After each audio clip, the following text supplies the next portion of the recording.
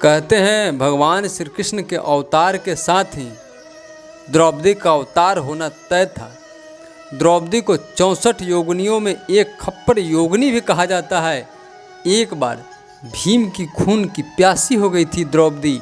आखिर क्यों, जानते हैं इस वीडियो में। द्रौपदी माँ काली का अंशावतार थी। यह बात अर्जुन और युधिष्ठिर जानते थे। एक कथा के अनुसार द्रौपदी के 5 पति होने के कारण सभी पांडवों ने तय किया था कि जब द्रौपदी के साथ कक्ष में रहेगा, वह कक्ष से बाहर अपनी खड़ाऊं उतार देगा ताकि यह पता चल सके कि अंदर कोई है।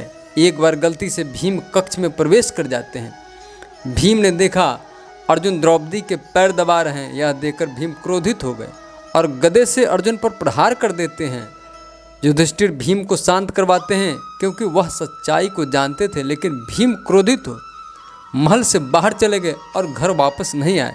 वह महल से बाहर एक पेड़ के नीचे सो गए। आधी रात को जब नींद खुली तो देखा कि कुछ दूरी पर एक सभा लगी हुई, जिसमें भगवान महादेव, ब्रह्मदेव, इंद्रदेव समेत कई देवता शामिल होते हैं।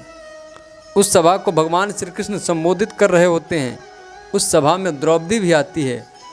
उसका मुंह खून से सना होता है। एक हाथ में कटार, दूसरे हाथ में खप्पड़। द्रौपदी कहती है, माधव मेरे सखा हैं।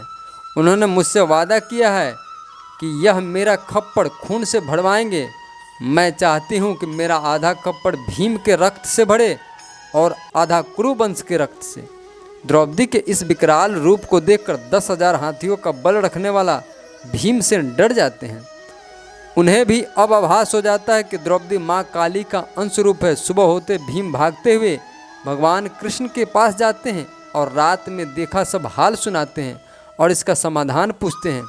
भगवान श्री कृष्ण भीम को बताते हैं कि द्रौपदी माँ काली का ही रूप है और उसका यह जन्म कुरु वंश के रक्त से खप्पर भरने के लिए हुआ है। इतना सुन डरे हुए भीम कहते हैं कि द्रौपदी तो आधा खप्पड़ मेरे रक्त से भरना चाहती है, तो मैं क्या करूं माधव। भगवान श्री कृष्ण भीम को इसका समाधान बताते हुए कहते हैं, भीम भैया आप चुपचाप अपने कक्ष में जाना और भोजन मत करना, चाहे जो हो जाए, जब तक कि द्रौपदी मनाने ना आ जाए। भीम वैसा ही करते हैं। सबके कहने पर भी वह भोजन नहीं करते। द्रौपदी भी कहती है, परंतु भीम अड़े रहते हैं। द्रौपदी के जिद पर भीम कहते हैं कि एक शर्त पर भोजन करेंगे, यदि द्रौपदी उन्हें मनचाहा वरदान दे दे। भीम द्वारा ऐसा कहते द्रौपदी राजी हो जाती है। भीम अपने साथ वरदान में चारों भाइयों का प्राण दान मांगते हैं।